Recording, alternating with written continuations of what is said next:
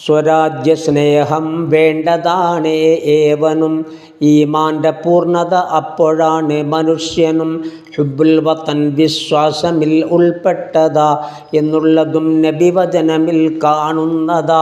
സൃഷ്ടിക്കുവാൻ മണ്ണേതു സ്ഥലമിൽ നിന്ന അവസാനം അതിലവൻ ചെന്നടങ്ങണമെന്ന പരിശുദ്ധ ഖുർആൻ വ്യക്തമായി പറയുന്നിത്.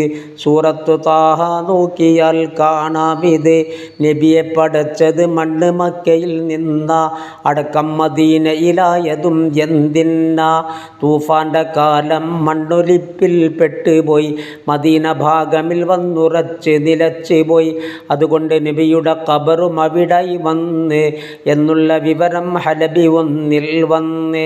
സ്വരാജ്യ സ്നേഹം വോട്ടിനല്ല വേണ്ടത്, അതുപോലെ പാർട്ടി വളർത്തുവാനും അല്ലിത്. വിശ്വാസി ആയാൽ അവനിതും അനിവാര്യമാ, അതുകൊണ്ട് ഭൗതിക ലക്ഷ്യമല്ല ആത്മീയമാ. നാടോട് കൂറില്ലാതെ വന്നാൽ നന്മകൾ കൈവിട്ട് പകരം വന്നിടും പല തിന്മകൾ.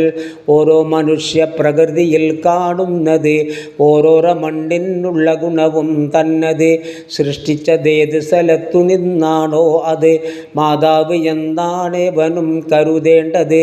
മാതാവിനോട് മുഹബ്ബത്താർക്കും ഉള്ളതാ, അതുപോലെ ജന്മസ്ഥലത്തിനോടും വേണ്ടതാ. ചൂടേറ്റ് പാലും ഊറി മുലയിൽ നിന്ന് കുടിച്ചിട്ട് കൊണ്ടാ കുട്ടികൾ വളരുന്നു. അതുപോലെ വെള്ളം, വായു ഇവകൾ മൂലം വളരുന്നു കുല്ലു മനുഷ്യനും പലകാലം.